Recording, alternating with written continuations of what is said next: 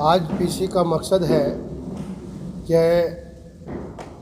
फरीदाबाद ज़िले की और जोन नंबर 4 जिनको हम आज़ाद समाज पार्टी ने पूरे हरियाणा को 6 जोनों में बांटा है। हमारी आज़ाद समाज पार्टी के 6 जोन बनाकर काम करने का हमने निर्णय लिया है, जिसमें जोन नंबर 4 की जिम्मेदारी मोहन खुराना जी को हमने दी है प्रदेश अध्यक्ष होने के नाते, और इनकी कार्यशैली को देखते हुए कि ये बहुत अच्छा कार्य करेगी, आगे पहले भी किया है। तो जिसमें एक जोन में 4 नंबर जोन में गुड़गांव, फरीदाबाद, पलवल और नूंह, ये 4 ज़िलों का एक जोन बनाया है, जिसकी जिम्मेदारी हमने जोन प्रभारी के रूप में श्रीमान मोहन खुराना जी को दी है। बाकी आगे जो ज़िले की जिम्मेदारियां आज हम देने जा रहे हैं वो मोहन खुराना जी को बताए, क्योंकि इनके कार्य उसमें क्षेत्र में आता है, वो अधिकार में आता है। ये बताएंगे कि इन्होंने क्या क्या जिम्मेदारी किसको दी। सभी साथियों को जय भीम, नमो बुद्धाय। मैं बहुत बहुत आभार व्यक्त करता हूं चंद्रशेखर भाई और प्रदेश अध्यक्ष रामे प्रधान जी का, इन्होंने मुझे इस पद के कारण समझा और जिम्मेदारी मुझे दी। देखिए, अभी हम लोगों का काम है संगठन को विस्तार करना, पार्टी को मजबूत करना, और जैसा कि आप सभी को नॉलेज है कि अभी नगर निगम चुनाव होने जा रहे हैं। नगर निगम चुनाव में ड्रॉ भी निकल चुके हैं, तो चुनाव को मद्देनज़र रखते हुए हरियाणा के अंदर नगर निगम चुनाव पे मुख्य फोकस रहेगा आज़ाद समाज पार्टी का, और पार्टी के नेतृत्व में टिकट के ऊपर चुनाव लड़ाया जाए, चाहे वो फरीदाबाद नगर निगम हो, यमुनानगर नगर निगम हो, गुड़गांव नगर निगम हो, या नगर पालिका और नगर निकाय हो। ये चुनाव आज़ाद समाज पार्टी अपने नेतृत्व में अपने सैंबल पे लड़ाएगी। और फरीदाबाद, गुड़गांव की अगर हम बातचीत करते हैं तो इसमें चुनाव के रूप में चुनाव का समय आने के साथ साथ कुछ जिम्मेदारियां हम लोगों को यहाँ पर दे रहे हैं जो सुनिश्चित की गई हैं।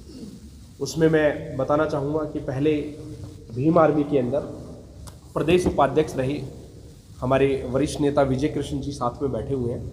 विजय कृष्ण जी को संगठन प्रभारी के रूप में जोन की जिम्मेदारी दी जाती है कि इन 4 जिलों के अंदर जो भी संगठन बनेगा उस संगठन की मुख्य जिम्मेदारी इनके कंधों पर रहेगी। इनकी रेख देख में वो संगठन बनेगा और इन्हीं के थ्रू नियुक्ति की जाएगी।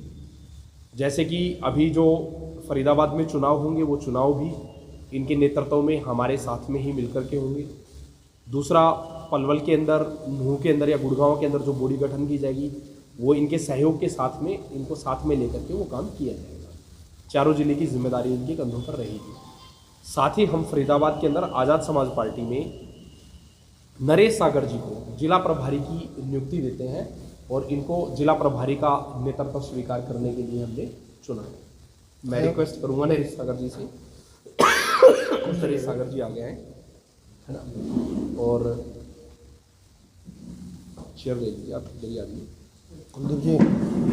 नरेश सागर जी को नियुक्ति दी जाती है जिला प्रभारी फरीदाबाद की आज़ाद समाज पार्टी, जिला उपाध्यक्ष फरीदाबाद, जिला अध्यक्ष फरीदाबाद के रूप में हम यहाँ पर नियुक्ति करते हैं आज आज़ाद समाज पार्टी में रामफल जांगड़ा जी की, जो कि आप सभी के बीच में, हमारे बीच में मौजूद है। तो मैं उनसे भी रिक्वेस्ट करूँगा कि वो आए। और मैं विजय कृष्ण जी से और प्रदेश अध्यक्ष जी से आग्रह करूँगा कि प्रभारी जी को और अध्यक्ष जी को पटका पहना करके ये पद देने का काम करें।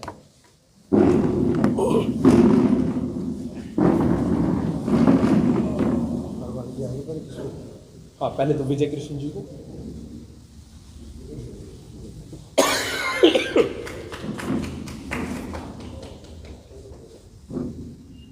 और मैं रिक्वेस्ट करूंगा कि विजय कृष्ण जी नरेश सागर जी को जिलाध्यक्ष और जिलाध्यक्ष जी, जिला प्रभारी जी और जिलाध्यक्ष भाई पूरे जोर शोर से आप लगे रहते हैं, और आपको उसकी कार्यशैली को देखते हुए जिम्मेदारी दी है, और उम्मीद करते हैं कि आप अच्छा कार्य करके पार्टी को हर तक पहुँचाएं। बहुत बहुत धन्यवाद। इसी के साथ में कुछ नियुक्तियाँ और होंगी। जिला अध्यक्ष अल्पसंख्यक मोर्चा जावेद हुसैन जी हमारे बीच में है। प्रकोष्ठ है ये, प्रकोष्ठ अल्पसंख्यक मोर्चा, अल्पसंख्यक मोर्चा या प्रकोष्ठ, जो भी आप कहना चाहें, है ना जी, अल्पसंख्यक मोर्चे से जिला अध्यक्ष रहेंगे जावेद हुसैन जी, और जिला महासचिव अल्पसंख्यक मोर्चा रहेंगे नसीम खान जी। तो मैं सर से चाहूँगा कि इनकी नियुक्ति करें।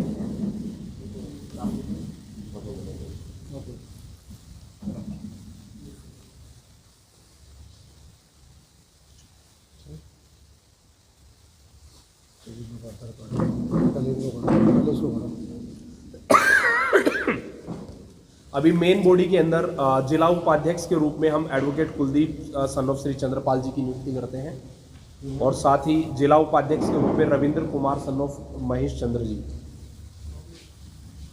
जिला उपाध्यक्ष।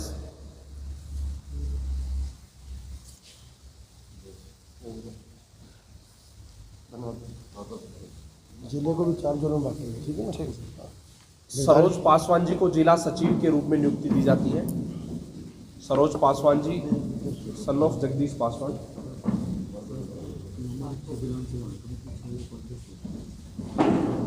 यही करेंगे, जानते हो इसको धीरज पाल को,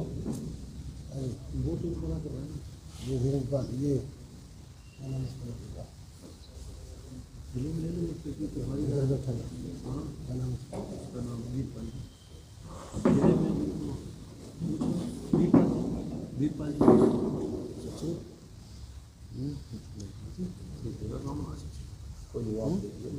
जिस तरीके से इस चुनाव को लड़ेंगे, जो नगर निगम का चुनाव है फरीदाबाद का, इस तरीके की तैयारियां आपकी हैं? जैसे चुनाव लड़ा जाता है वैसे चुनाव लड़ेंगे। देखिए, जिस प्रकार से आप किसी भी पार्टी को देखते हैं, चाहे वो भारतीय जनता पार्टी हो, कांग्रेस पार्टी हो, एंड हमारी बहुजन समाज पार्टी और आज़ाद समाज पार्टी हो, या किसी भी राजनीतिक पार्टी को आप देखते हैं, राजनीतिक दल को आप देखते हैं, चाहे आम आदमी पार्टी, ये डिपेंड करता है जो चुनाव लड़ने वाले लोग हैं और चुनाव लड़वाने वाले लोग हैं, उनका नेतृत्व क्या है, उनके चुनाव लड़ने और लड़वाने की रणनीति क्या है, उसी के आधार पे चुनाव आगे की तरफ बढ़ता है। अभी जैसे कि आप सभी जानते हैं कि यहाँ पर फरीदाबाद नगर निगम की अगर हम बातचीत करते हैं, तो फरीदाबाद नगर निगम के अंदर मेयर की जो चुनाव सीट है वो महिला रिजर्व है। तो हम महिला रिजर्व सीट पे यहाँ पर मेयर प्रत्याशी उतारने का भी काम करेंगे। फरीदाबाद में महिला जर्नल है, महिला जर्नल पहली बार चुनाव लड़ रही है नगर निगम का, कितनी सीटों पर उम्मीदवार उतार रहे हैं? हम 40 के 40 सीटों पर ही नगर निगम फरीदाबाद के अंदर हम चुनाव लड़ने का काम करेंगे और मजबूती के साथ चुनाव लड़ेंगे। ये जो चुनाव है, यहाँ पर जिला प्रभारी जो हमारे नरेश सागर जी हैं, उनके नेतृत्व में चुनाव लड़ा जाएगा। विजय कृष्ण जी यहाँ पर जो हमने संगठन प्रभारी के रूप में जिनको नियुक्त किया है, उनके सहयोग से बड़े दमखम के साथ इस चुनाव को लड़ने का हम काम करेंगे और बहुत मजबूत और शिक्षित कैंडिडेटों को आपके सामने लाने का काम करेंगे। पार्टी के राष्ट्रीय अध्यक्ष चंद्रशेखर आजाद जी महिलाओं को लेकर के, बहन बेटियों को लेकर के हक और अधिकार की आवाज लोकसभा में भी उठाते हैं। क्या अब की बार पहली बार फरीदाबाद में कितनी ऐसी सीटें हैं जहाँ पर महिलाओं को आप चुनाव लड़ रहे हैं? देखिए, ये डिपेंड करता है कि हम सभी सीटों पर चुनाव लड़ना चाहते हैं। अब महिलाएं कितनी सीटों पर सामने निकल करके आती हैं, क्योंकि जो जनरल सीटें हैं उनमें भी महिलाएं चुनाव लड़ सकती हैं, लेकिन कई बार क्या होता है कि जहां महिला भी सक्षम होती है वहां उसका परिवार आगे आ जाता है। तो ये डिपेंड करता है कि कैंडिडेट कितने बाहर निकल करके आते हैं जो चुनाव लड़ना चाहते हैं, और मजबूती से जो भी कैंडिडेट चुनाव लड़ना चाहता है बहुजन समाज में दमखम के साथ जो भी चुनाव लड़ना चाहता है उसको आज़ाद समाज पार्टी निमंत्रण देती है, निमंत्रित करती है कि आइए आप अपने जिला प्रभारी और संगठन प्रभारी के नेतृत्व में अपना परफॉर्मा लेकर के आइए और पार्टी के नेतृत्व में चुनाव लड़ने का काम करें। अभी हाल ही में विधानसभा चुनाव हुए थे जिसमें आजाद समाज पार्टी ने गठबंधन किया था, तो इस बार गठबंधन होगा या फिर अपने दम पर आजाद समाज पार्टी चुनाव लड़ेगी? देखिए, अभी गठबंधन को लेकर के कोई किसी प्रकार की मंशा नहीं है, कोई किसी प्रकार का माहौल नहीं है, और अगर सिंपल लैंग्वेज में कहा जाए तो विचार भी नहीं है। लेकिन फिर भी चुनाव के माहौल को देखते हुए, राजनीतिक पार्टी को देखते हुए, अगर हमें लगता है समय की मांग है कि हमें गठबंधन करना चाहिए, तो वो उस समय पे भी विचार किया जाएगा। अगर कोई पार्टी आज़ाद समाज पार्टी की तरफ अपना हाथ बढ़ाती है, अपना रुख करती है, और आज़ाद समाज पार्टी को भी ये नज़र आता है कि हमें संगठन के साथ में, उनके साथ में मिलकर के चुनाव लड़ना चाहिए, तो हम उस पर ज़रूर विचार करें। सिंबल केतली ही रहेगा। बीते चुनाव में आपने 6 में से 2 प्रत्याशी को उतारे और एन चुनाव के मौके पर वो और पार्टी में चले गए। जी। इसकी पुनरावृत्ति ना हो, इसके लिए पार्टी क्या ठोस कदम उठाएगी इस बार? मैं चाहूँगा इसका जवाब अध्यक्ष जी हमारे साथ में बैठे। जी देखिए, संगठन के लोगों से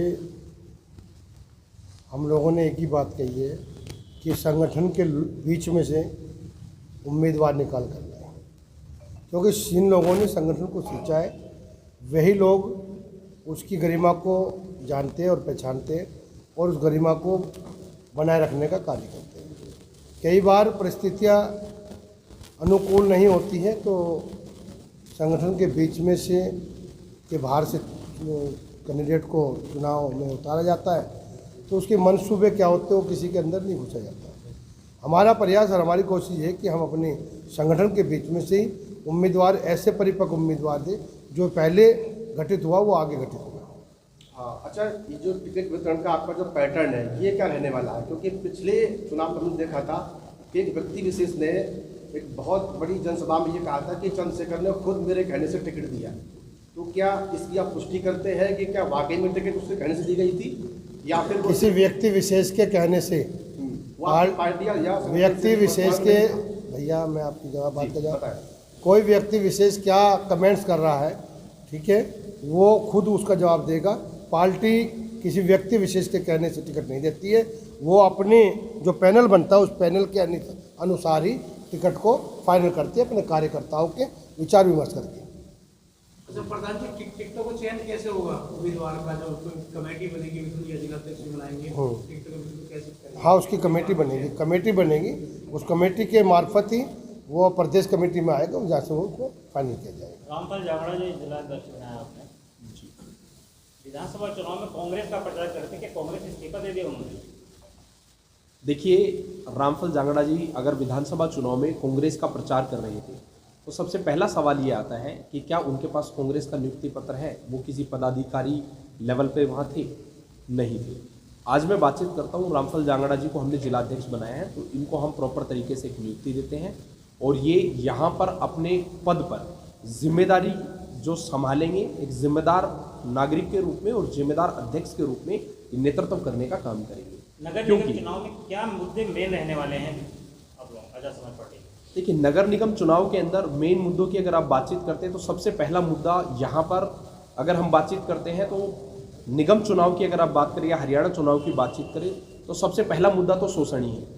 चाहे हम कंप्लीट बहुजन समाज की बात करते हैं, आप एससी की सीटें देख लीजिए, बीसी की सीटें देख लीजिए, जो रिजर्वेशन कैटेगरी बनती है, क्राइटेरिया बनता है, उसमें एससी समाज की सीटें भी घटा दी गई है और जो बीसी का भी हक बनता है उनको भी उनके हक के हिसाब से सीटें नहीं मिली है।